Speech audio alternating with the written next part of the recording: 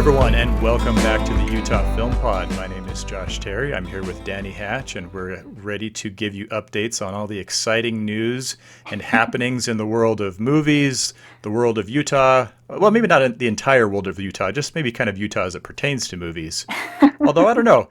Sometimes it feels like a small world, you know? So It is a works. small world, and I don't know. I always feel tempted to want to talk about more than movie stuff on here, so I don't know. It's our podcast. I guess we can do what we want, but maybe we should at least try to keep things kind of focused. Keep it on theme.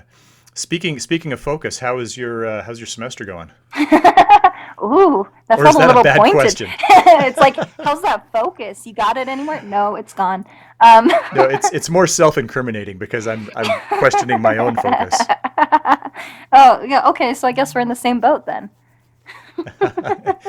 No, I've just kind of been going to the beat of my own drum this week. I accidentally skipped a class. I've never done that before, but it's like, just by accident. It was honestly by accident. And I'm too embarrassed to tell the teacher I was stupid, so I'm just like, oh, this was a deliberate decision, I guess. So There you go. It's I don't know. I don't know. I mean, I guess we could always keep returning to this over and over again, but the idea that keeps popping up for me is just, isn't this pandemic over yet? Like, can't we just be, I know. know? And I'm such an impatient person, so like that side of it has been pretty bad on my part. I know I should be better about that, and I've learned a lot about patience, mostly that I'm not a person with it, but like, right. it's, I think we'll get there. I think what's hard is that a substantial part of my life has returned to its previous routine. And so the parts that haven't seem annoying. Does that make sense? It needs to catch up. Yeah. Right. That makes sense. Because there are just, we all have different parts of our life functionally, school and work and and church and family and friends and even like grocery shopping, right? Because grocery shopping has been kind of a focal point of, okay, well, do you have to wear masks? Do you have to do this? And so when certain things have really just kind of gone back to normal a long time ago, like even a year ago now. Yeah. But then other things, because we got instructions, and I don't know if you saw the same thing, but we got instructions for, if you have a certain number of students who have tested positive, that you need to shift your classes online. And so just kind of with continuing stuff like that. But anyway. Yeah, that might not be relevant to include when we already have an hour and a half long discussion about Valentine's movies to plug in. So.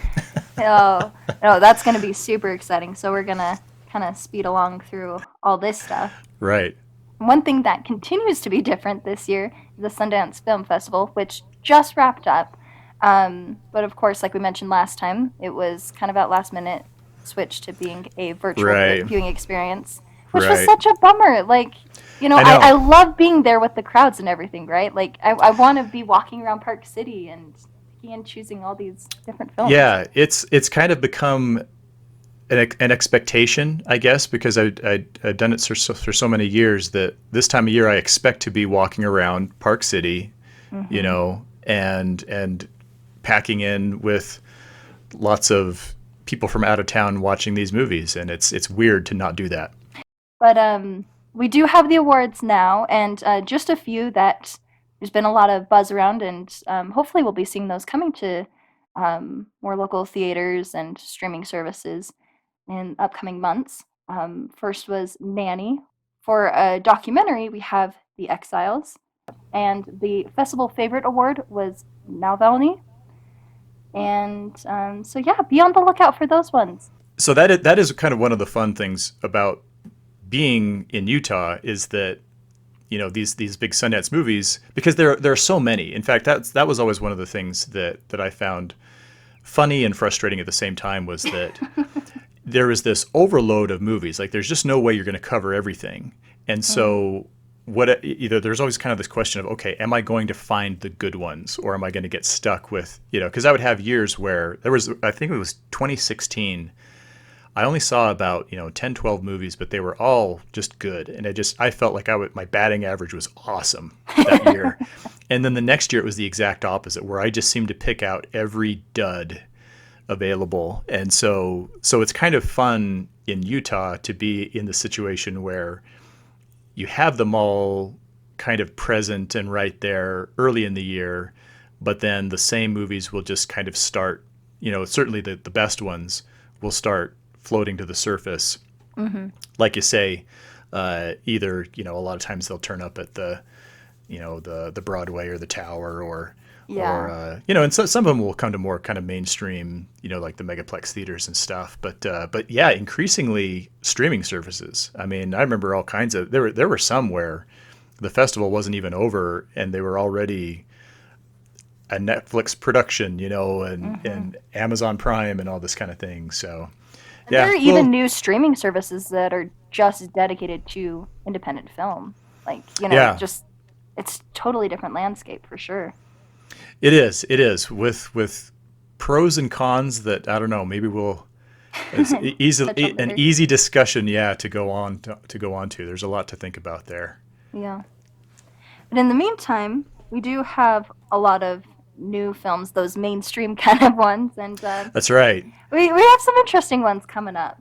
Of course, now that we've given it that big exciting introduction, now I'm going to have to say nasty things about the big movie that came out last weekend, which is just I don't know. I'm going to start to develop a reputation because it seems like we're always covering these crap movies. Yeah. So no, but so okay, Moonfall just plummeted into theaters. I guess last weekend might be the way. Maybe that's the best way to phrase it. Crashed in. Um, oh, Oh oh gosh. dear. Well, you know, I can't say I'm hugely surprised at the results here because I kind of I don't know. There was I was excited to see this movie because the concept sounded really cool and the concept is really cool.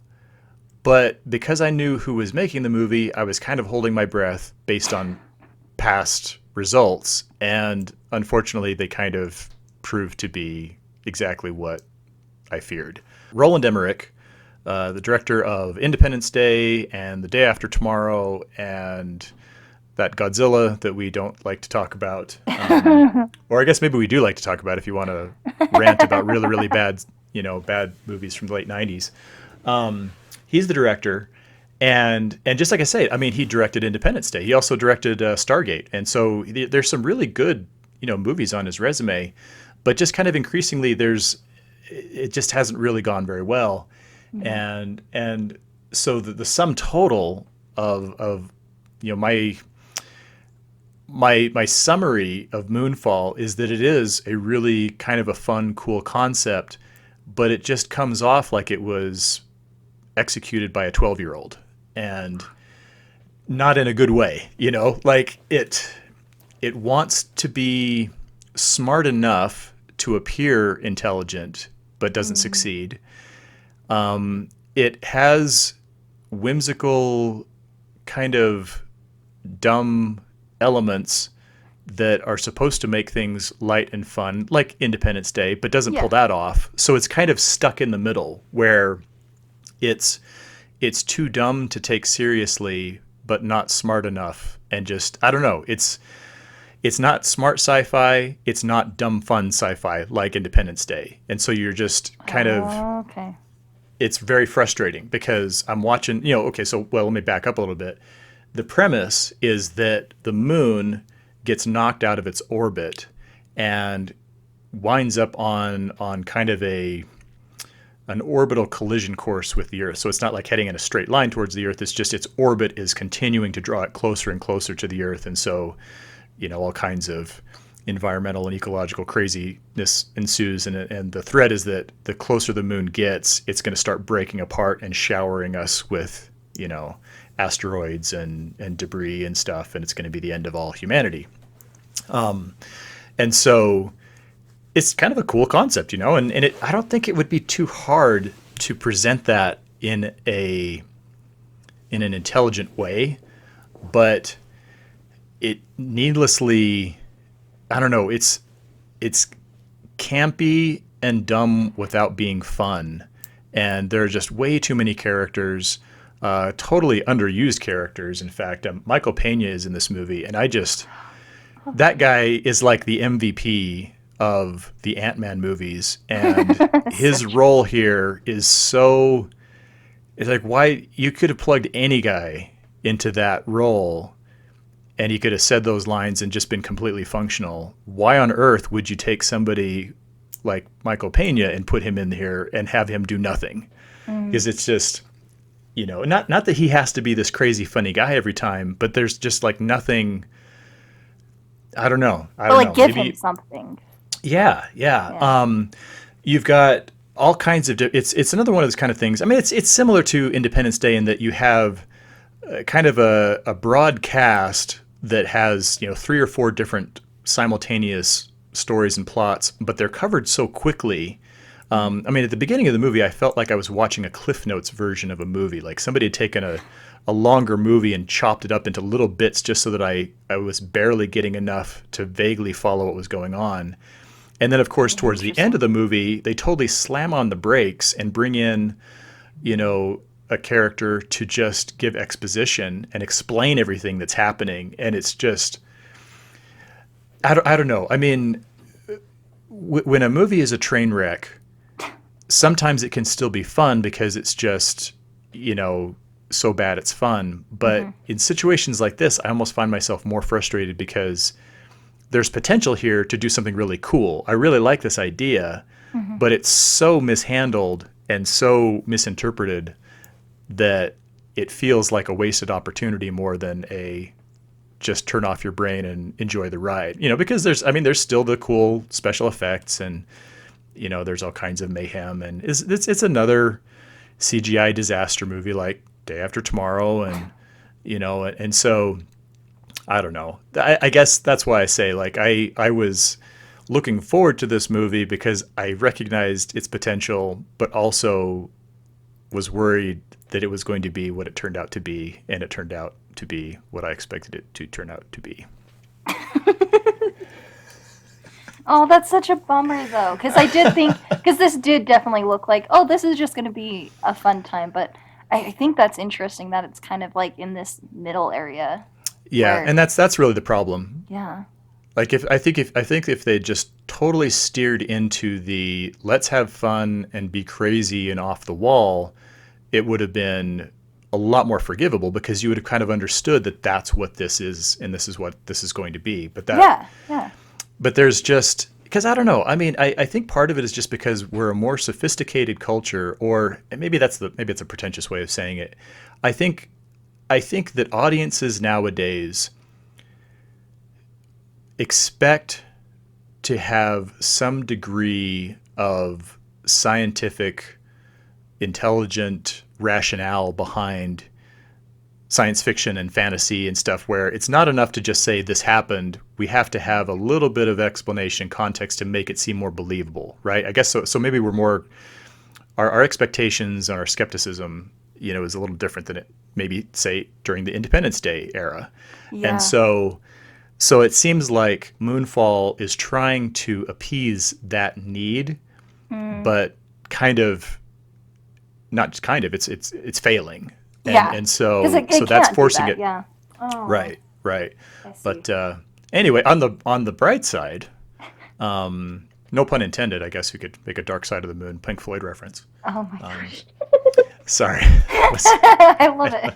It's, the big movie coming out next weekend is quite good, and we'll be talking more about that with our next podcast. We got the follow-up to, I can't even remember what year it came out. Everything is so distorted because of COVID and the pandemic. So Death on the Nile is the new Hercule Poirot detective Agatha Christie, adaptation from Kenneth Branagh. He did a new version of Murder on the Orient Express a couple years ago, before everything went cuckoo birds, and I was okay with that one. I didn't really like it that much. I still preferred the Albert Finney version from like 40 years ago now. But this Death on the Nile I enjoyed quite a bit. So I'm we'll so talk more about glad. that one. Yeah, no, because I want to give you a chance to see that Yeah, one. no, I'm And definitely excited to see that one. I really liked Murder on the Orient Express. I too really like the old one, and I thought the newer one was fun, and I do like Kenneth no, Branagh a it lot. had. And Well, let's put it this way: if we're comparing Moonfall to the recent Murder on the Orient Express wins in a, you know, by a long shot. yeah, I don't know. In fact, it was long enough ago that I'm trying to remember exactly what it was that I wasn't that crazy about. mm, Because I love the cast. It's a great story. yeah. I don't know if it's just that I was already familiar with the story that made it less suspenseful. It did seem like it was. I do remember being a little frustrated that they were trying to make it into kind of an action movie, a little more than I remember the original story being. But Well, it's these it, millennials and their attention spans, and that's what it is. Just ruining everything. yeah. So, but yeah, so look forward to that. That should be coming out on what, the 11th, I think, Yep. and we'll take some more time to dig into that one, along with some more stuff. Okay, well, if you're actually watching this on time, as you should be, then it's early February. You know what that means? Valentine's Day. So we got a special segment we're gonna talk about for this episode. We're gonna talk about Valentine's movies and all of the ups and downs of the holiday. And to do that, we needed to bring in our friend slash the King Casanova himself, Mr. Mark LaRocco has joined us again. Woohoo! Welcome back, Mark. I think that's the first time I've ever been called the King Casanova. First time I've ever even heard that phrase. I'm here for you. Whatever I can do. Um, it's almost time for Valentine's Day, and which is kind of an interesting holiday as far as movies are concerned. It's just an interesting holiday anyway, right? You guys probably have a little bit more, I don't know, maybe obligation when it comes to Valentine's Day than I do. Probably. Even though culturally, I still seem to have an obligation with Valentine's Day, which I think is kind of strange. There's this feeling like, well, if you're not dating anybody, if you're not married, you still need to have a party with all the other losers. Well, And so, yeah, either a party or actually go on a date, which just ramps up the pressure even more. Yeah, no Like to have a kidding. Valentine's Yeah. Day date. I'm pretty sure. I think. Oh gosh, I'm trying to remember if this was a blind date or if this was some kind of a group setup thing. But I actually did go on one on Valentine's Day that was some kind of a blind date type. So just terrible idea. I mean, not that it's really, like there's any kind of like mystical importance to the actual day itself, but yeah, just not a bad day to just kind of sit in and watch a movie. Yeah, it's So- funny. so I mean, maybe- I guess you're right. No matter what station in life you're at, there's always some Valentine's Day pressure. Because when Oh, you're yeah. married, you want to make it special and do something extra nice. And unless you have some sort of implicit or direct agreement with your spouse to say, hey, we're just going to do this and that's it. Let's just go out to eat and that's it. Not get each other anything. Like, yeah, there is more pressure, I think. Well, based on the marketing that I see, sometimes it seems like Valentine's is more of a threat than a holiday.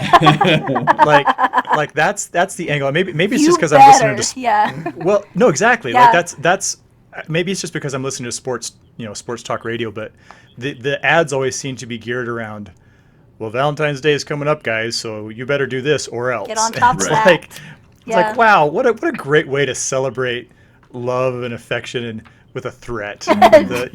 You had better do this or else. Yeah. But Totally sucks the anyway. romance out. Yeah, Or for sure. or it's just some ridiculous, like you see an ad where kind of like the Christmas ad where it's like a brand new SUV with a bow on it.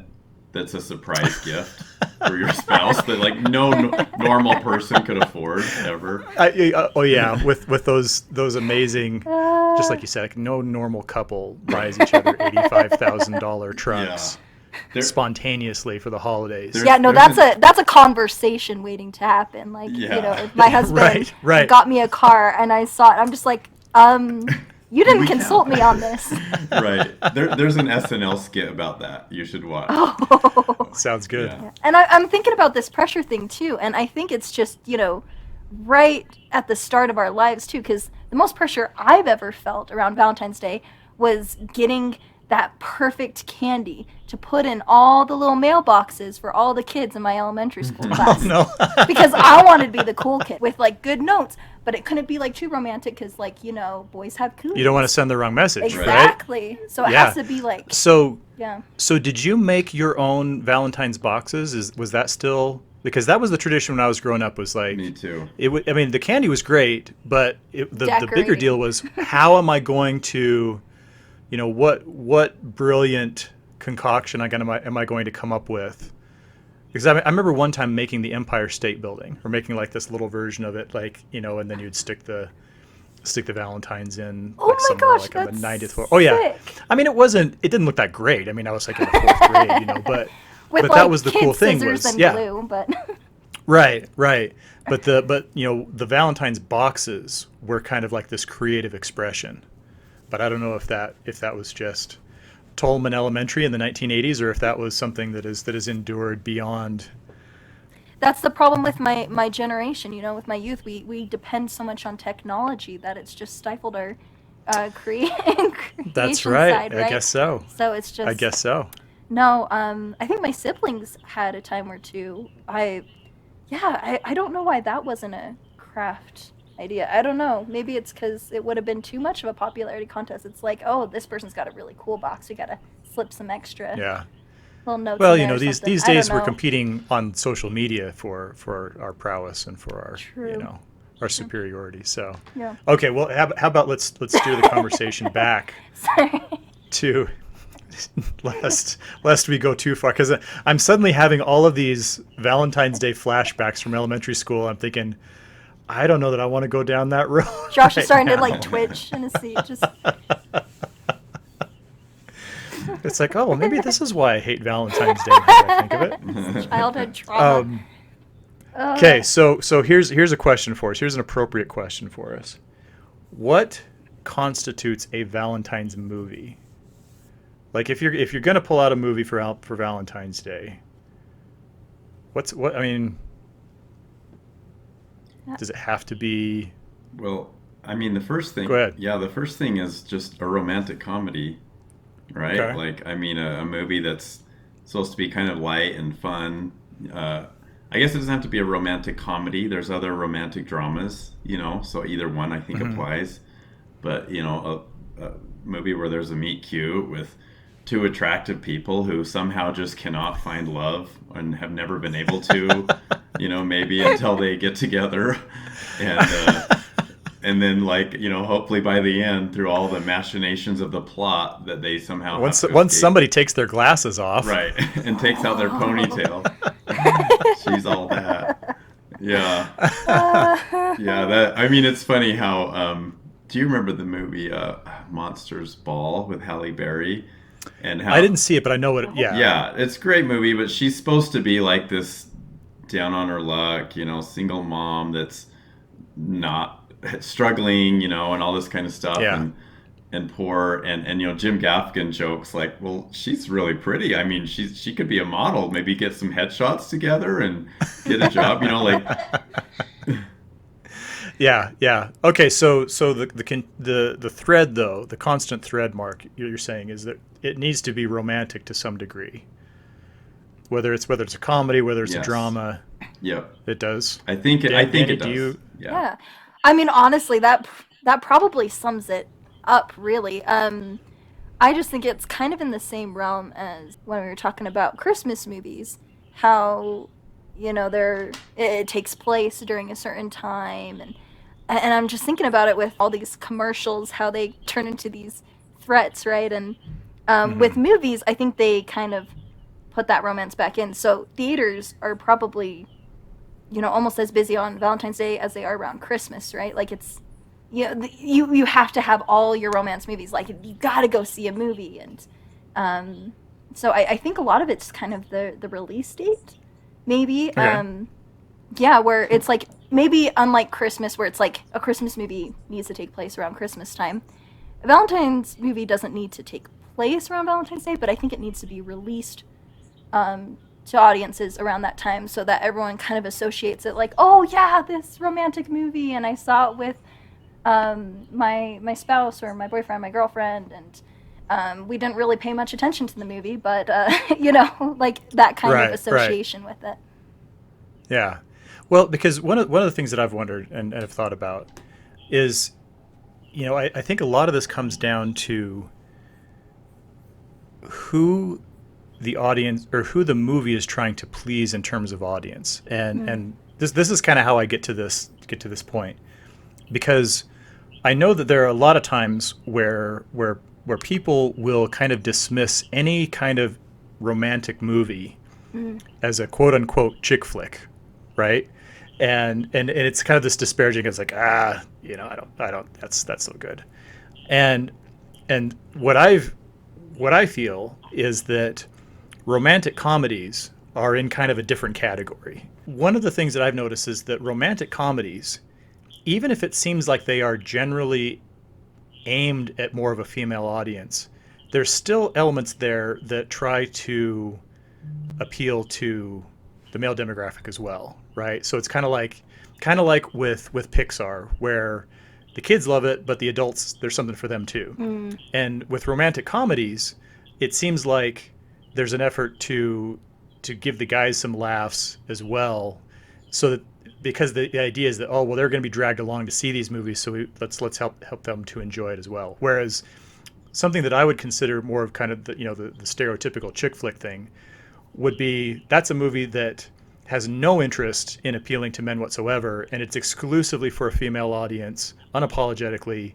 And so it's, that one would be like really hard as the guy to go to, because you wouldn't have anything really to hold on to. Does that make sense? No, that makes total sense. Is that brutally sexist of me? No, because I really do like a lot of romantic comedies. Yeah. And so whenever I've heard somebody kind of refer to a romantic comedy as a chick flick, it's like, well, no, because I kind of like those movies, and that's not weird, right? I mean, there's some genuinely, appealing stuff here. And so I kind of thought, oh, well, I wonder if, maybe they're thinking more of movies that really just don't target a male audience at all.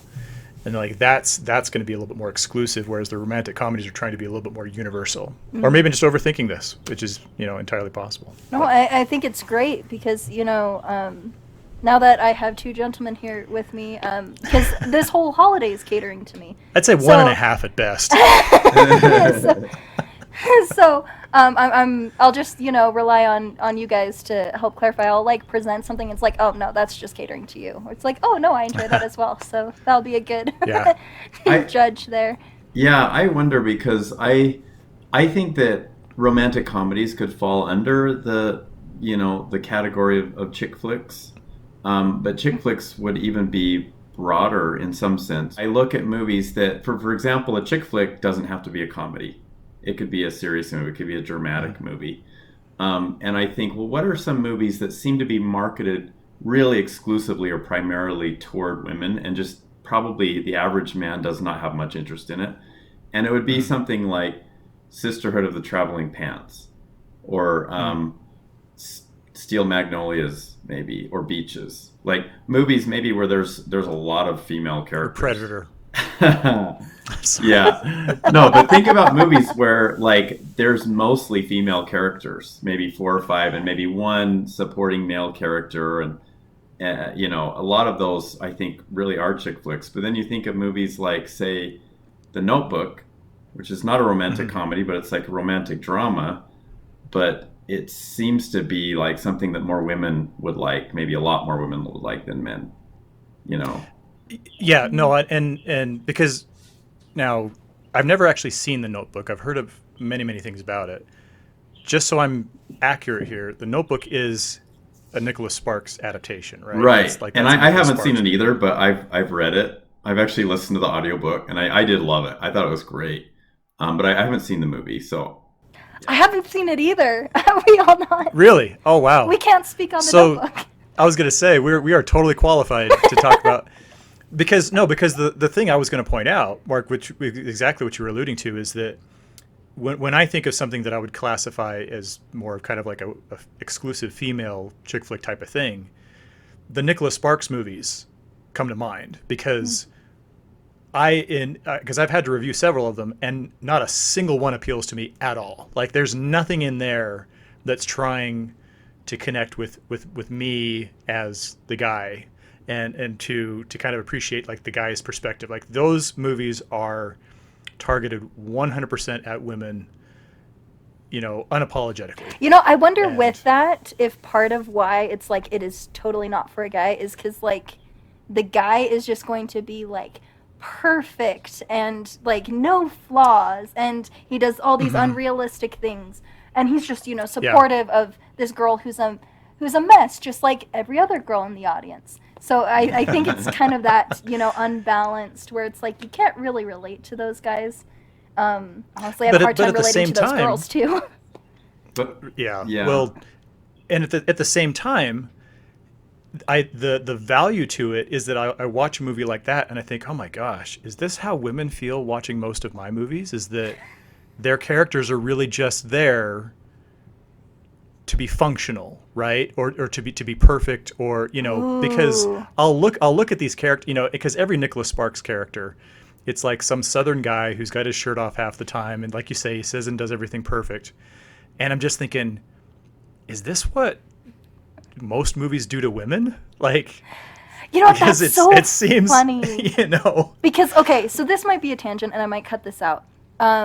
In our film class today, because we're taking this sci-fi film class where we're just analyzing science fiction film over the years, different, just topics and everything. And we watched Blade Runner this last week, and I do not like that movie. Though I do think, it has a lot of great cinematography, a lot of great effects. It's very, very, very stylish. I find the movie boring at best, but then uncomfortable at worst because of how it portrays the women in that movie. It's just really uncomfortable to watch. So I do think there is something there. And we were talking about that with science fiction, where it's like mostly caters to men, right? And so it's, that can be a turnoff for women, even though they would have an interest in the science fiction and, and I definitely do love that genre. But when I'm watching a movie that is portraying women in a certain way because they're wanting to just cater to the male audience, it's just hard to watch. Yeah. I might have to. So I agree with you, by the way, on Blade Runner. I watched it for the first time in about a year or two ago, and I'd heard so much about it. I'd read about it for years, and it just, to me, was not. It was actually just kind of boring. I mean, I get that it was a gritty, cool way to look at the L.A. 50 years from now, or from when it came out in 1982. But it was not. It just was. It was just not a pleasant movie. But I'd have to push back a little bit on, like, I don't think a chick flick always shows guys, like the perfect guy in it, and that's kind of what it would appeal to. I think sometimes it's more the opposite. Sometimes there are movies that, like, the women are the strong characters, and the guy who the woman finally gets the strength to leave by the end of the movie is just a total loser. And it's like a female empowerment, like a girl power movie. Like a movie. I was thinking of a movie like Waitress, for example. Where it's just like strong female characters, kind of a loser guy, and a guy watching that might be like, well, I don't want to be like that, or that's not me, or I think maybe there's some chick flick movies like that. No, that's a good point. My dad calls that the pathetic man trope, and it's like any movie with Hugh Grant in it. He's always the pathetic man. Yeah, because he's doddering and exactly, and feeble. The charmingly, I think, what was it? I think Family Guy called him charmingly befuddled, and it has when he talks, he doesn't even he just stutters. He doesn't even talk. He's like just kind of over and over, like trying to spit out a sentence, but he's just too flustered. Yeah. I know, but I'm always so distracted by his perfect hair. Exactly. It all. But there's it doesn't. It just doesn't matter. Yeah. Oh, okay. Well, we might have to come back to Blade Runner when we have some more time later, because no, honestly, because I share a lot of you guys' same feelings. It was it was one of those movies that I heard about a lot as a kid, but because it was so R-rated and because it was so violent, I didn't actually see it until much later.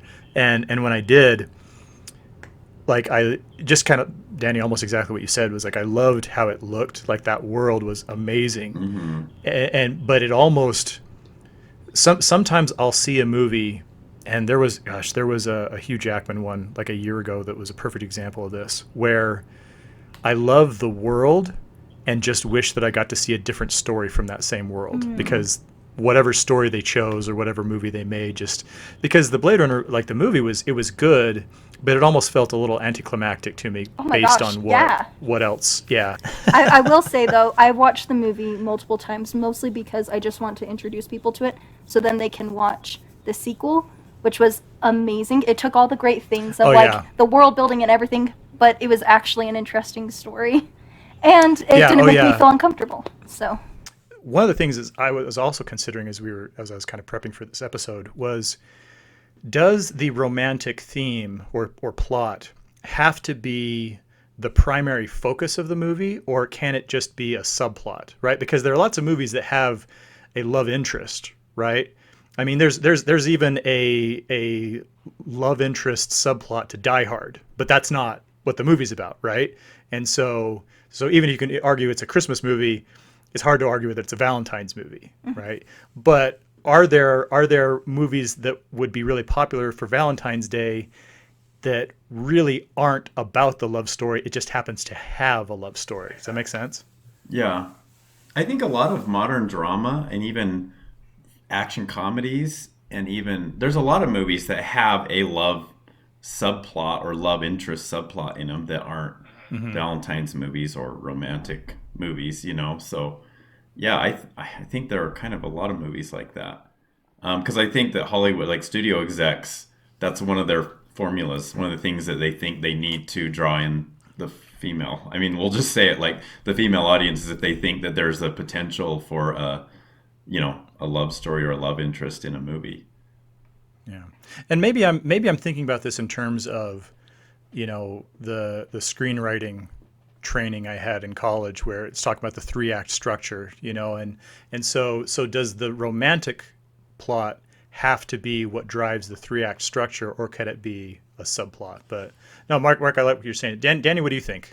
Does a good Valentine's movie have to be focused on the romantic plot, or what do you think? Yeah, no, I think that actually is probably the biggest, for me personally, I think that's the biggest thing. And, maybe it's because, this holiday caters to me, right? And my demographic. So I think that's what makes a Valentine's Day movie different from any other movie that has romance in it, is that is going to be the main plot. Like, we're coming to the theater with the expectation of having that good romance story. So I do think that would be a defining characteristic, though there are a lot of movies where they have great romance in it, but that's not the main focus. And even a lot of the movies that I wanted to talk about, there are so many other things that happen in the background, but maybe because I am the female who, hones in on that romance, kind of like Mark was talking about. For me, like, the romance is the whole reason to watch these movies. So yeah, okay. That might be my perspective on that. But again, I'm going to have a different experience with these movies than you guys are going to have. So for you, the happily ever after is the big. Sometimes it's the journey too. Yeah, I've actually thought about that a lot. Like, is a romantic comedy, I'll say a romantic comedy. Does a romantic comedy, to be a true romantic comedy, have to end with the two main love interests together? Like the two people that you just know from fairly early on in the movie that are meant to be together. And the whole movie is just that sort of excitement building up of sort of the will they or won't they that you get in like even long running TV series. But it's just in a 2-hour movie. Because I can think of movies that are, I guess, romantic comedies. I mean, they're about romance and they're comedies, but they don't end up together. One of them in particular, I mean, I don't think it's a spoiler because the very opening line of the movie tells you it's not a love story. Oh, I know what you're saying. Do you know which movie I'm talking about? Oh yeah. Is And it's playing 500 Regina Spektor's song 500 Days of "Us" Summer? over the opening. Yes, yeah, I Regina love Spektor that. is one of my favorite artists. I love Yeah, that. yeah, I've seen her a couple times in concert. She's great, and I even the beginning of that movie that plays the song "Us," and it shows different scenes of their childhood. You know, the two main characters, but like, yeah, it's they don't end up together. You know, spoiler. Well, and that was one of the first times I remember seeing what I'll quote unquote that kind of movie that didn't wind up that way, right? In fact, I had thought about it, and so because this is something that I've thought about as well, is just okay, is it more important to have kind of the escapism, kind of like the hopeless romanticism, or is there something of value to showing a character that doesn't realize their dreams over the course of the 90 to 120 minutes, right? Because now this might be a little too particular, but I've already confessed, I believe during our Christmas episode, that I have a soft spot for the movie Serendipity. I can't remember if that I did say that in public, right? So one of the reasons that I like Serendipity so much is because there's a moment at the end of the movie before everything finally kind of climaxes. I mean, without recapping the whole thing, basically the movie's about two people who meet, get separated. It's like 7 years later, they are determined to kind of reconnect, and so of course the rest of the movie is about them finally finding each other, right? And there's this moment in the movie, like literally like 2 minutes from the very end, where John Cusack's character is basically resigned to his fate that he's never going to find Kate Beckinsale again, and he's going to have to just kind of go on without her. And he's just kind of having kind of like this ponderous moment, which, is usually just kind of the setup for, oh, it's going to be bad, and oh, nope, there she is, and everybody's happy, right? And that's what happens in the movie. What I love, though, is that while he's kind of having this ponderous moment, he kind of has this happy look on his face, and that suggests that, it's going to be okay. You went through all this, and maybe things didn't work out, but it's all right. Life goes on. He's still going to be happy. And I almost, and of course, this is, what would completely undermine the box office for the movie and the whole point of the movie. I think that they could have ended the movie right there, right? If it was just from his point of view, they could have ended with him lying in that ice skating rink in Central Park with the snow coming down, happily realizing that life's going to be okay, even if, he doesn't find this girl. And for that's one of the reasons I've always kind of loved this movie, is because it feels like it has a more meaningful and hopeful message, even though at the end they eventually do get together, and it's all, because she shows up at the ice rink and everything's all happy, happy, joy, joy. But I just appreciated the fact that he showed kind of like perspective and wisdom and happiness before she even showed up. And I thought that was cool. I love that point, because I would say, no, they need to end up together unless there's kind of this, it's still a satisfying ending. So that's why I like 500 Days of Summer, because like you feel good about the end. You're like, you're okay with them not ending up together because it makes sense. And so as you were talking about that, I just think of these movies that I got really into by, his name is Ritesh Batra. He did The Lunchbox and a whole bunch of other movies where it's like, it almost seems like there's no romance in it whatsoever, because like in The Lunchbox specifically, the characters are never actually in the same room together. They're all, it's, the whole relationship is over these notes. And in the end, you're all like, you're still left wondering, like, are they going to end up together? And you kind of don't know. And it still works because as the viewer, like, whichever ending you found satisfying and happy, like, that's what they had. And it's a very satisfying experience. So I think it needs to, it's okay to have just the journey there, as long as, you as the viewer feel good about where the relationship stands at the end. And so that's why I think for the most part we want them to end up together, because that's going to make us most happy, right?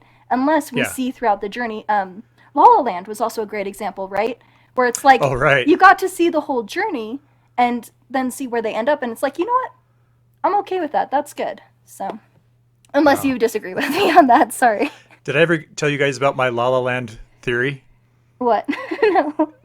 that La La Land exists in the same universe as That Thing You Do, Oh.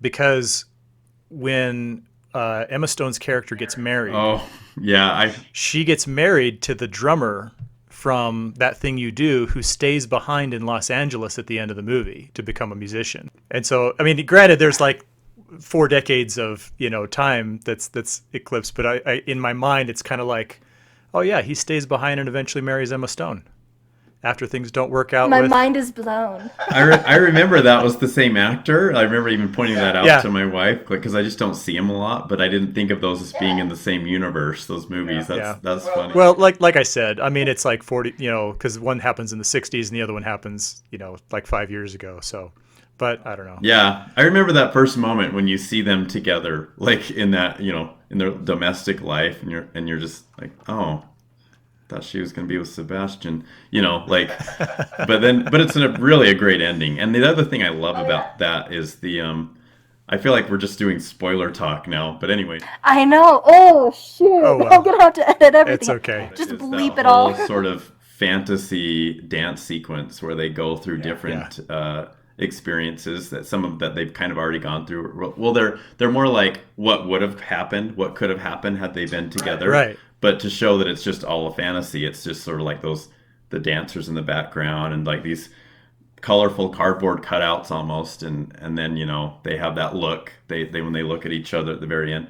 So I thought that was excellent, a great movie. But yeah, there are a lot of movies like that where I guess they're romantic and they're comedies, but they just don't end up together. But they don't have to. They don't have to be happily ever after, at least with each other. And that's almost the better option. Like you realize like this would be their happily ever after this one. Yeah. Nice.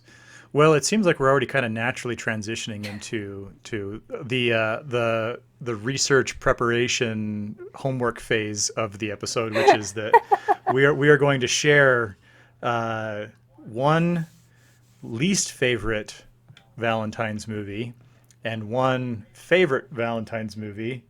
And I'm guessing none of us are going to follow the rules because I had a hard time with in fact, I'm going to say ahead of time, unlike our previous discussions, I'm actually hoping that one of you chooses something that's on my list so that I can cover more than I. Yeah, this was a challenging one, but so I thought, okay, so let's go ahead and let's share some of our least favorite Valentine's movies so that we can end on a good note and pitch some of our favorites. Who wants to go first? Can avoid eye contact. Danny, since being Valentine's and all, should we defer to? Should we be gentlemen? Ladies first. Sounds good. No, Josh, I am totally feeling you there because like I was trying to think like most favorite and least favorite like rom-com or something like that, or like chick flick because I gotta represent, and Sure. and it's just so hard because I feel like a lot of those movies just kind of are at the same level for me, where it's like I enjoy them and I'll watch them, but there's nothing that I'll rave about, but there's also nothing I'll really complain about either. So I feel like my my picks are very like outliers kind of in a way, but they're definitely movies where it's like these movies are probably going to pop up around this time, and here are the ones you should watch, here are ones you shouldn't. So for what you shouldn't, this movie kind of represents just what I don't want to see in a romance movie. It doesn't have that satisfying ending. It's all built on an affair, which makes me not like the protagonist, and it is The English Patient. Okay. Which, I mean, it's won so many awards, and like, I mean, it's got a great cast. Mostly, I just don't like the fact that Colin Firth was done dirty because no one can do that to my Colin Firth. So, but it's just like, even though it's cinematic, it's beautiful. I love the era. I think a war movie with that backdrop, like it was beautiful, sure, but like the story of it just. Again, it was like one of those movies that made me feel uncomfortable, and I don't like anybody, and I just want it to be over. So, don't watch this movie. It is interesting how movies that, when they violate some kind of an ethical Oh, totally. type of, where it's just like, I don't care how well acted this is, how well written it is, how beautiful it looks. I don't like these people. Yeah. The reason I'm laughing though is because I've never actually seen The English Patient, but I've seen the episode of Seinfeld where Right. Elaine goes to The English Patient with her friends who are just in tears, and she hates the movie. And she's like, "Why don't you just die?" Because I guess the main character is like he's dying, right? We And can't so do more it's just taking spoilers. forever. We've already hit our spoiler quota. But you've already told people not to go see this. Oh, that's true. Okay, So- so here's what happens in but, extreme yeah. detail. Yeah. Okay, Mark, what do you think? It's funny. This is bad, but when you were talking, I was thinking the same thing as Josh, because Elaine has that boss that's, he's almost indignant that Elaine doesn't like The English Patient, right? It's like, Peterman? Peterman, Elaine, get in the car. We're going to see The English Patient. Like, Going to see it right now. yeah, and it is. I remember seeing it too, and I was probably around 19, 20. I mean, and I didn't really love it either, and I had such high expectations of it because it won Best Picture in '96. It won a lot of Oscars, director, all the big ones, over a bunch of good movies like Jerry Maguire, and which I guess is another rom-com type movie, and The Shine and Secrets and Lies, and some of those movies that came out that year. And it was just the big movie, and it was just, it was kind of boring and too sad. And the main character, you really can't see him very well because of he's been burned in a fire and he's covered with bandages. But yeah, it's pretty tragic. And not in a good way. Not the good kind of tragic, and yeah. No, I just figured this is a movie that might pop up where it's like, oh, this will be super romantic, and it's like, if it's not, you're not gonna find it here. No. Okay, Mark, how about you? So my answer is, and it's going to be, I'll give you a broad answer, but I'll give you a specific answer too. And I first of all, I think it's possible to have a bad Valentine's Day movie if we're going to define it as what you should watch for Valentine's Day. Like, let's say you're taking a date to a movie or your spouse and you want to have a nice time and have a feel-good ending. Any movie where they don't end up together is kind of my general answer. That would just be a bad Valentine's Day movie. Let's say that you were dating or you wanted, it was one of your first dates with somebody, and you go out and you watch a movie and you expect it, especially if it kind of leads you on, like it's that kind of a movie, but then they don't end up together. That would just be a bad theater experience. Like the one with, oh my gosh.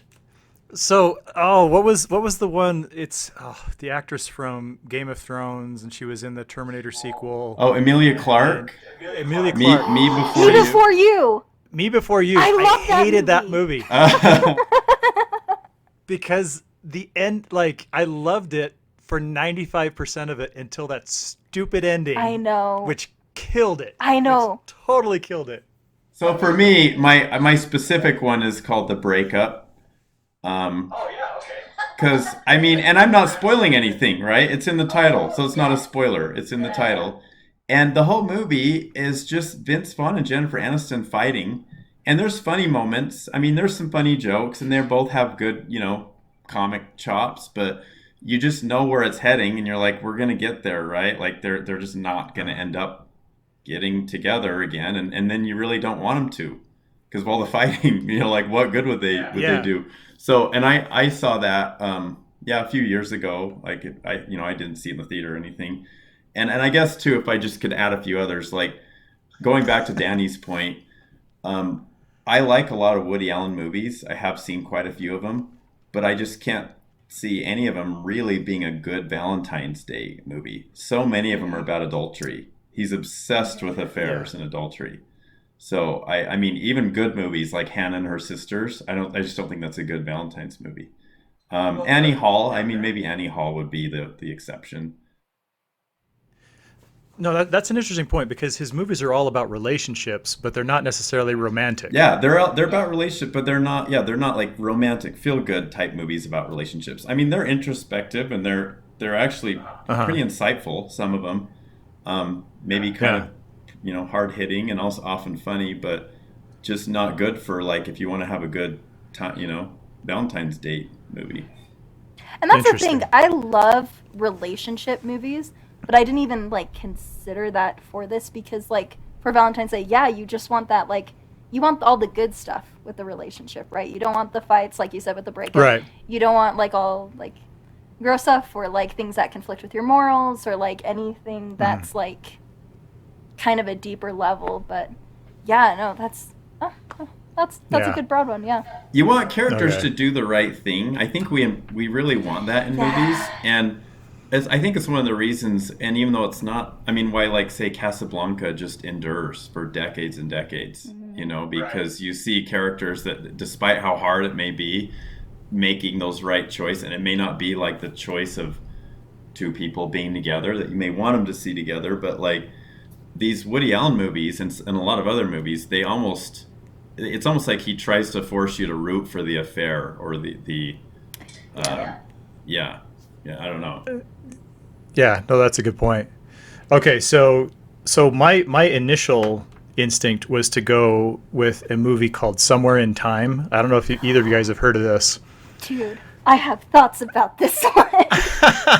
My grandparents forced me to watch this, and they're like, "It's the most romantic thing," and I'm like, "No." It was so. Oh, okay. Okay, so Sorry. this is why. So I kind of had that same impression, right? Because when I was growing up, there was kind of like this aura around it, like, oh, this is like this Christopher Reeve and Jane Christopher Seymour, Reeve, I think, and Yeah. and so because of that, I had a group date when I think I was probably like either a senior in high school or just like my first year in college. And I thought, oh, well, I'm going to get this movie because that's going to score me some points, right? Thinking that it's like this great romantic swooning movie that's going to set the mood and all this. And instead, we just laughed at it because the plot, So bad. and it's like, it's so long ago. I'm trying to remember even what like the basic plot is. I mean, I think it has to do with Christopher Reeve, like in modern day in the 70s or 80s when it was made. And he has to like travel back in the centuries to chase down the love of his life. And he thinks himself into the past with Yeah. the power of his mind. And it was just so absurd that rather than set the mood, so to speak, it wound up like doing the opposite, and we're laughing at it. And I don't think I ever went out with a girl again, the particular girl. You blame it on the movie. But that's the thing though. And so that's why I thought, well, I can't choose a movie for that reason because that, for one thing, it's one of many that I could, blame. I think one girl refused to date me after seeing Mission Impossible 3 because she thought it was implausible. But I mean, Mission Implausible. so She's like Mission Impossible right. for me. Yeah. oh god, no, she was almost like visibly angry. Yeah. So my date was enraged that Tom Cruise was able to like recover from the defibrillator and not just like throw up and be a mess. Like the fact that he was like back to being Tom Cruise. And I kind of swore that like I'm pretty sure that's why she didn't want to go out with me after that. It's because she blamed me for that terrible movie. But anyway, well, because I felt like I should choose something that really is just a bad movie. And we've already talked about Nicholas Sparks.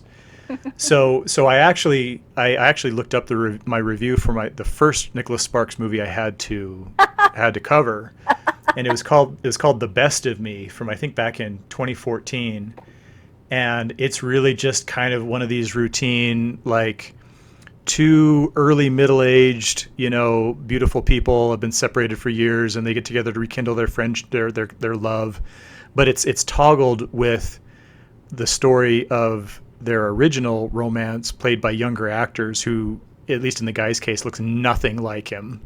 And so it's just like ridiculously dissonant. But since I cut out the review, I thought I'd read the first. I'm going to read my opening to get to capture my distaste for this movie.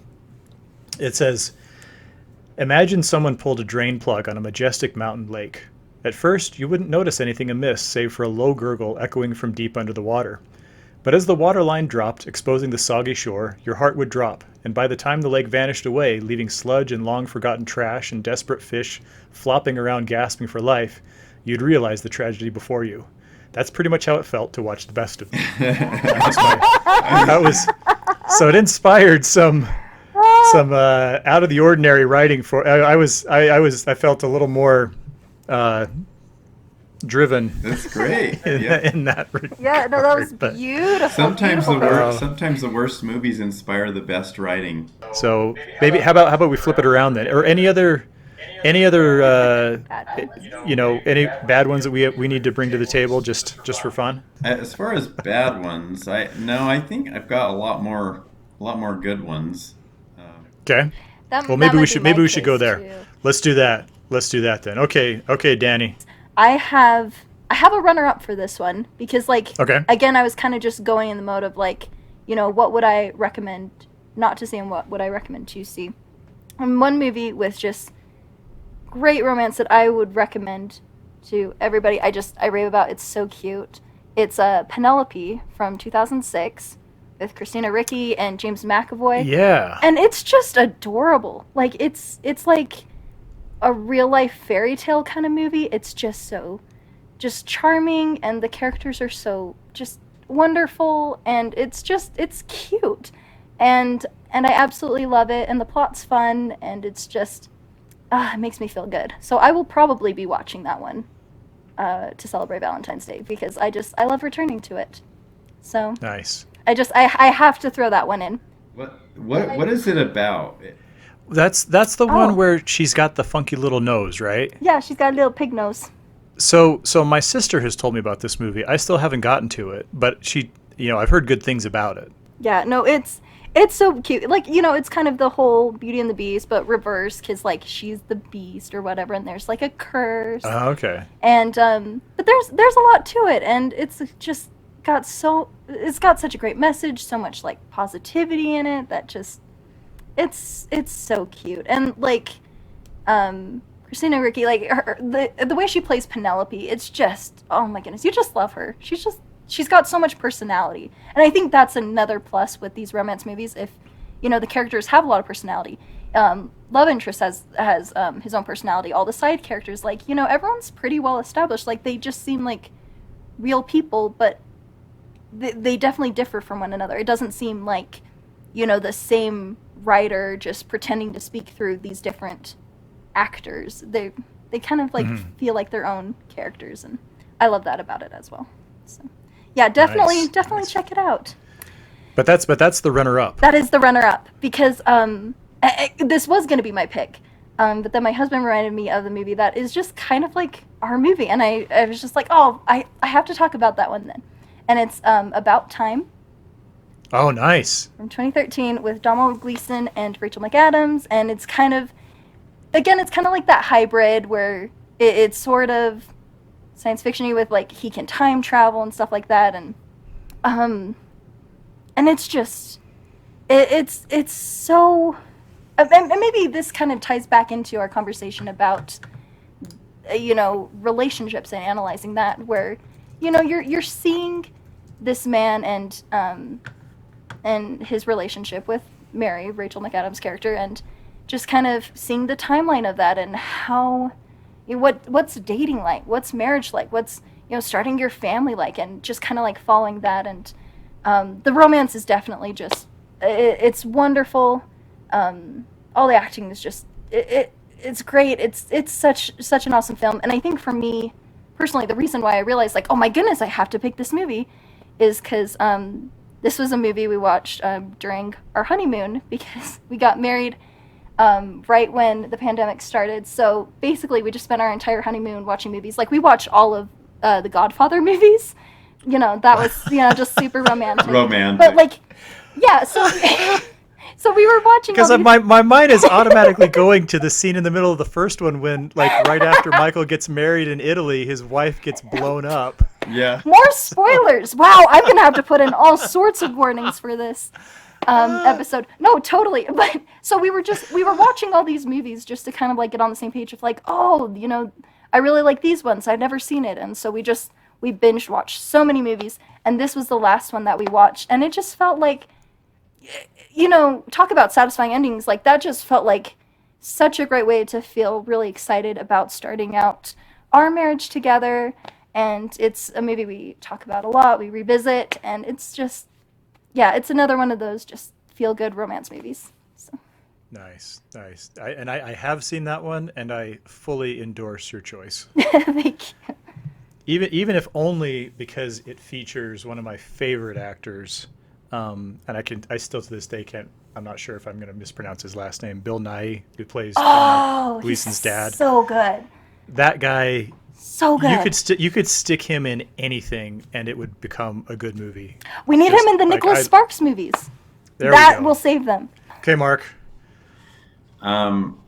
So I always like to go back to theater experiences and try to think of like the first good theater experience with, like whatever we're talking about. And for me, I was thinking of, it's funny because you don't think of it as a romantic comedy as first. It's really just a straight up comedy, but it's based on Cyrano de Bergerac, which is a romance story, and it's Roxanne. It's not that new one. No. It's Roxanne.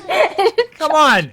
I have made it clear that movie sucks. Oh, I'm still waiting for that one. I'm so excited. Peter Dinklage. I'm talking about the Roxanne, I think from around 1987 with Steve Martin.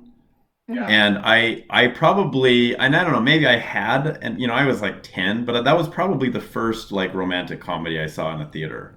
Or if it wasn't, it was, the second or third. And I just remember it being hilarious, but also there was sort of that whole kind of love story that drives the plot of like, him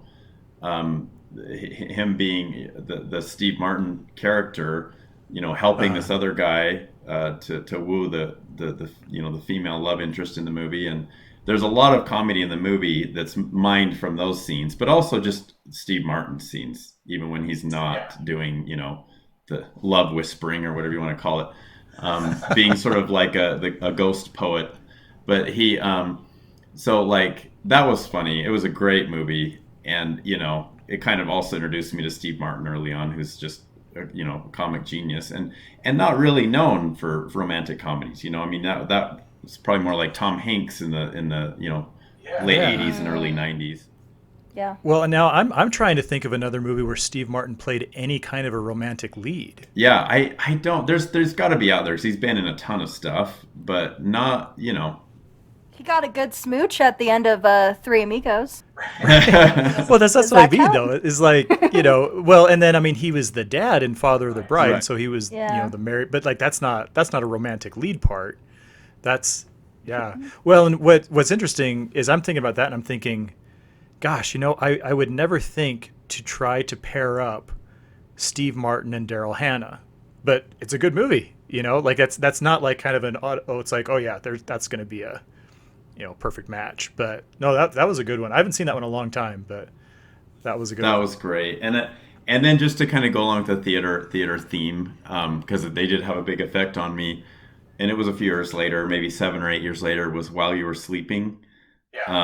First Sandra Bullock movie I ever saw, and and it's just such a great plot, like right at the beginning, what happens to Peter Gallagher, and then Bill Pullman steps in and he's funny and charming, and you'd hope they're getting together, that they get together. Mm-hmm. And it was great. That was another one that just to me is sort of like a classic near perfect romantic comedy. And then there's have you guys seen Return to Me? Yeah. Oh yeah, with Minnie Driver and David Duchovny. Yeah, Fox Mulder. Yeah, Fox Mulder. Yeah. There's another one that I like. I've always been partial to that. That one had a lot of funny supporting characters in it too. Right, that's right. Oh yeah. It was Carol O'Connor's last movie, and so it's one of those movies where you start to identify even with other characters who want like there's a bunch of older people in the movie who are supporting a younger person like Minnie Driver, and they want to see her happy and they want to see her have love, and so you're kind of like rooting for her, just like her surrogate father figures in the movie. And that was a funny one, and of course it has the big twist. I'm not going to spoil it because we haven't spoiled any movies in this podcast. We have a strict rule. Strict no spoiler rule. Maybe you should put a spoiler warning at the beginning of this. 100%. That might be a good idea. Oh Well, I my was gonna say gosh. because IQ does the same thing, where you have the like Walter Matthau plays Mm. Albert Einstein, and there's kind of like the doddering, adorable old men who are kind of like the Greek chorus in the back Right. of the action, trying to, get in that case was Meg Ryan and Tim Robbins, right, for I IQ, think it but was Kevin Kline, wasn't it? Oh, maybe it was Tim no, that Robbins. was French Kiss. That was French Oh, you're Kiss. right. Yeah, Tim Robbins. Believe it or not, I am pretty well versed in the romantic comedies of the 1990s, as Yeah, more as than we're me. I'm about to surprised. find out. I shouldn't have Yeah, questioned you. just make sure you learn your lesson, Mark. Okay, yeah, no, that's I while you were sleeping, and About Time, and Roxanne. These are some good ones. I am glad that we've some that Mark. I think it was you who mentioned Casablanca, right? That one, because I was really thinking hard about, like it's Casablanca is one of those movies that it's hard to pick against because it's so good, but it also kind of seems like saying that, Citizen Kane's your favorite movie of all time. It's like, yeah, Yeah. whatever, right, sure, okay. But Casablanca, I'm gonna give that a very very honorable mention. Um, and unfortunately, I was hoping that you guys would pick one of the two that I was torn on, and neither of you did. So thanks a lot for that. You're left on your So own. so now I'm officially going to have to cheat and do a two for because I was so torn on these two movies, and they're actually interconnected. So there is kind of an interesting connection between these two movies. Um, and they actually also kind of plug into the discussion we were having earlier as far as what role the plot has to have in, or like whether the romantic element has to be the main plot or the subplot or whatever. Anyway, um, I think that I'm ultimately going to go with Joe versus the Volcano as my recommendation. What? Yeah, exactly. And I'm guessing that most people listening to this will go, huh? What's that? So Joe versus the Volcano is a brilliant, adorable movie.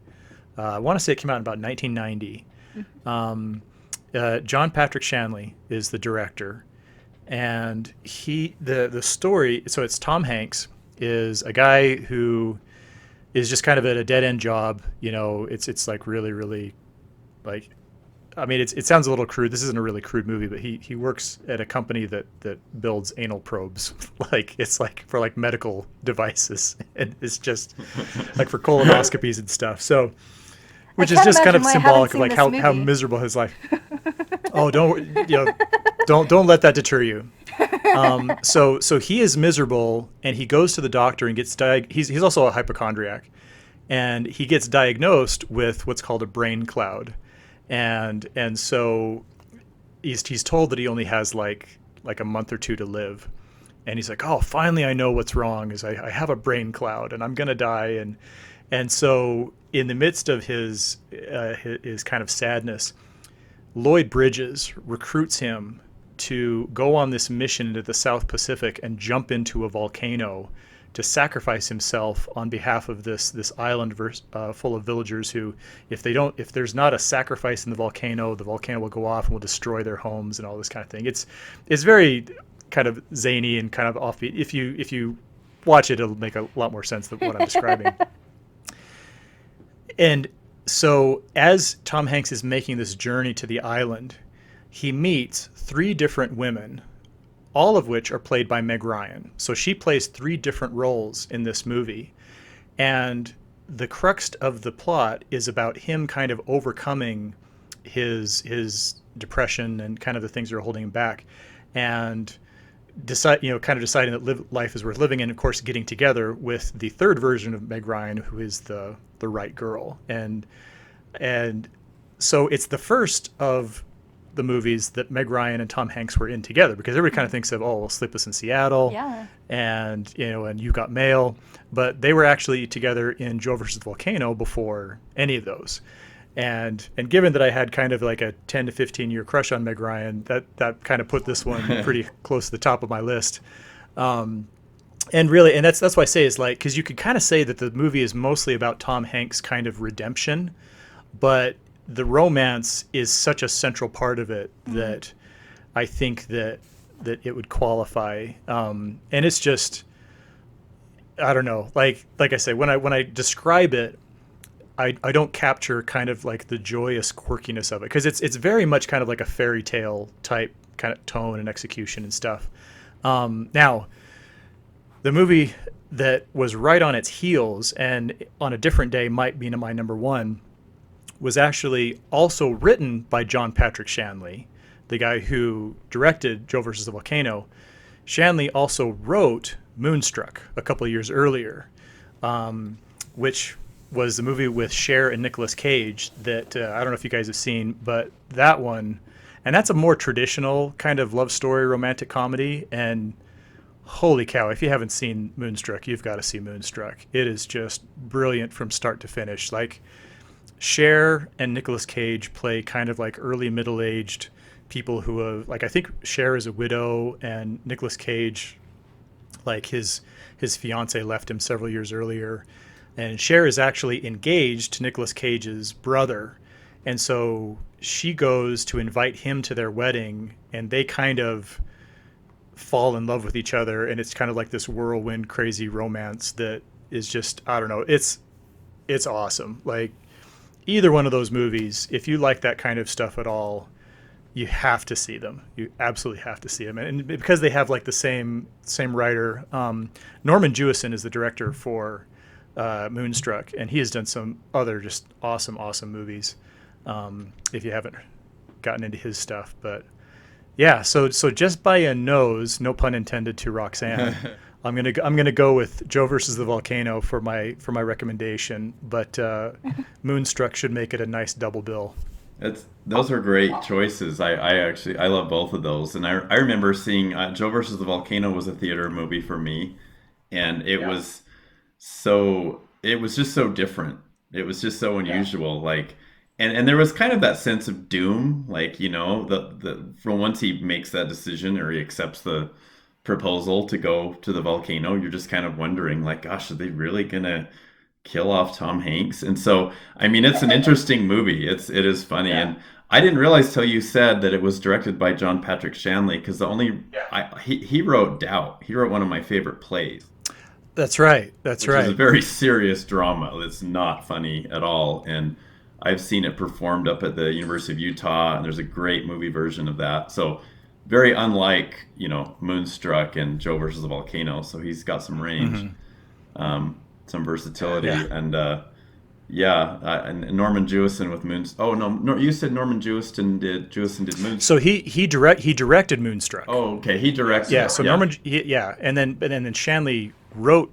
Oh, okay. Moonstruck. And then he wrote and directed Joe versus the Volcano. Okay. Yeah, Norman Jewison has had a pretty long career too. I think he did Fiddler on the Roof. He did. He did a lot of. He actually came and spoke to my screenwriting class at the University of Utah. Went to a little presentation of his. He was just on campus, and it happened to be the same night as our class. And I had heard his name, but I had no idea like how many movies he had done. He did. He also did Jesus Christ Superstar. He did The Russians Are Coming. He did In the Heat of the Night. Sidney Poitier, who just passed away. He did that. That was the Best Picture winner in 1967. He didn't win the directing Oscar, but he directed that movie that won Best Picture. Yeah, no, and this one I thought was really, really funny, just kind of as a modern twist. He did a movie in the early 90s called Only You that had Robert Downey Jr. and, oh my gosh, now I'm losing her name. It was the Best Supporting Actress Marissa Tomei. And so, which I thought was interesting because the two of them were the romantic leads in that movie, and then they were again together in the Spider-Man movies because it's like Tony Stark and Tom Holland's, true. Aunt May.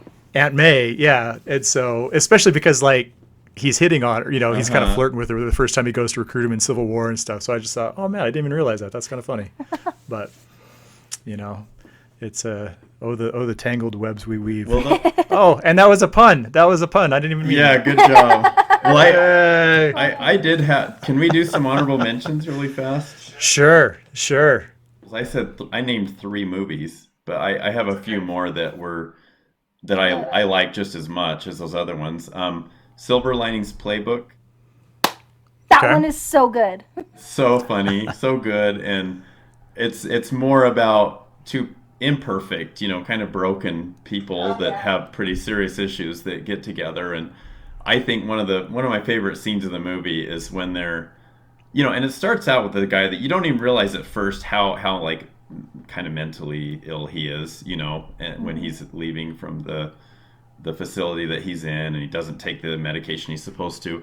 But like he meets Jennifer Lawrence character at the dinner, and they start hitting it off by talking about the pills they take, like the different medications they've taken, and it's just Nice. so funny because everybody else at the table just doesn't really know what to say. There's a lot of great scenes in that movie. So good. I love the whole Nice. idea of like, who's actually crazy, because I feel like we all feel crazy to some degree, and so it makes it oddly relatable, even if, we haven't had those dinner conversations about the pills we've taken. And, it's just, Yeah. yeah, no, that one's super, super fun. I'm such a Bradley Cooper fan, so I'm glad he's on the list there. Bradley Cooper was far and away my favorite thing in Licorice Pizza. Oh, It okay. was just oh my gosh, I need his to- his cameo in great. that, his supporting role is brilliant. Have either of you guys seen Before We Go? A movie called Before We A Go. movie, yeah. This is Oh. this isn't me saying before we go. Oh, we okay. should- no, it's no. There's Chris a Evans? movie. Yes. So Chris Evans directed a little movie, and I mean little Oh, movie. he Like this is just like a cast of two. He and Alice Eve are the leads in this movie, and basically what happens is I think she loses her wallet or something happens, and she's kind of stranded at the subway station. And so she's kind of stuck in the city and she can't get out. And she's either married or engaged to somebody else. And Chris Evans just plays this friendly guy who tries to help her out. And they just kind of wind up spending this evening trying to kind of get her home. And it's this, and and maybe it's not the best. I don't know. It's really interesting because typically in that kind of situation you want them to get together because they're the two leads that you have spent the time getting to know and all this kind of thing. But there's also kind of like this is more of kind of a mature adult type thing where it's like, it's not just about them getting together. Two people can, have a real friendship. And I don't know, it's a really unique, and I think he just did it a few years ago. So he did it in the midst of Yeah. all this Marvel stuff. But that's a cool little one. Yeah. That's so cool.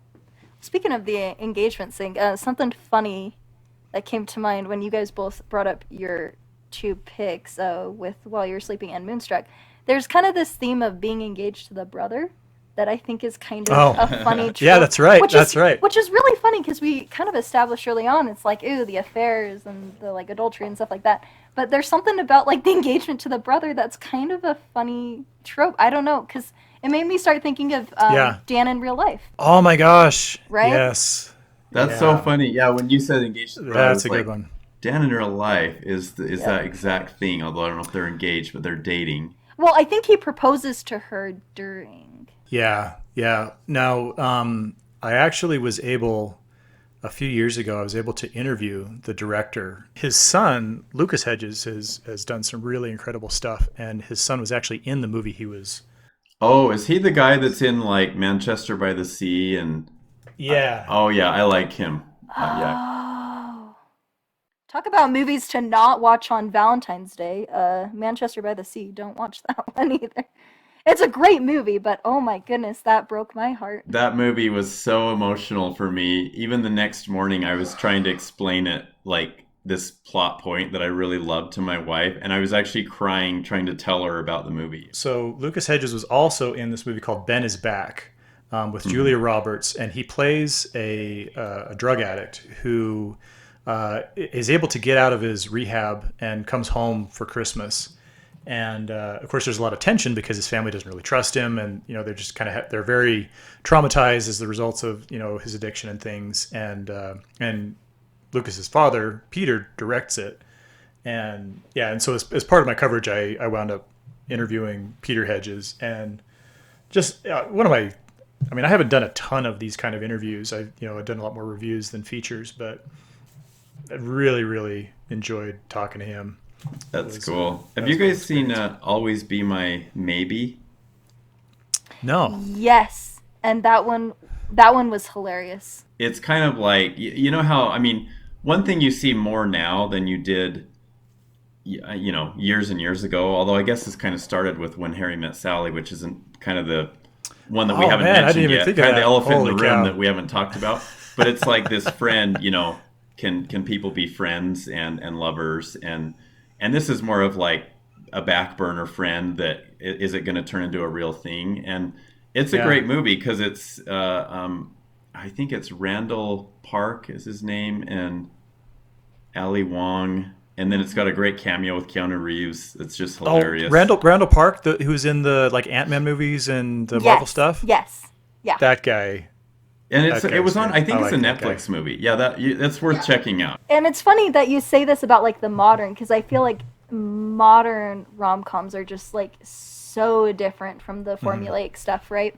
And as you were talking about that, and I'm thinking about Keanu Reeves in Always Be My Maybe, like I was thinking Destination Wedding. I don't know if you guys saw that one. Oh, that sounds vaguely That familiar. movie was hilarious. So if you like the Always Be My Maybe, it's about two miserable narcissistic wedding guests who like have these uncomfortable relationships with the bride and groom, but like they have to be there, and it's this destination wedding, and they're kind of like stuck together just being miserable with each other, and it's so funny. Nice. Yeah, see, now I feel especially stupid because I actually own When Harry Met Sally. I'm staring at the Blu-ray right now, and it didn't even occur to me. And it's a Meg Ryan movie too. What the heck am I thinking? Yeah. I think we have the poster. Let me. Oh, really? It's funny that I didn't choose it, but that's one of my wife's favorite movies. So yeah, we have a lot of movie posters, but that's one of her favorites, and I like it too. I mean, I think it's when you think of romantic comedy, that's kind of one of the movies that comes to mind for me. Okay, well, thanks everyone so much. This has been a fun conversation as always. I think we've covered some good ground, and if somebody can't find a good Valentine's movie after our discussion, you guys just are not trying. That's extra pressure for Valentine's Day. I know, but we're providing a service. We told them what to avoid, where to go. That's just true. Follow my lead, and because if there's one thing that I can provide with my long life experience, it's how to find success in romance. So,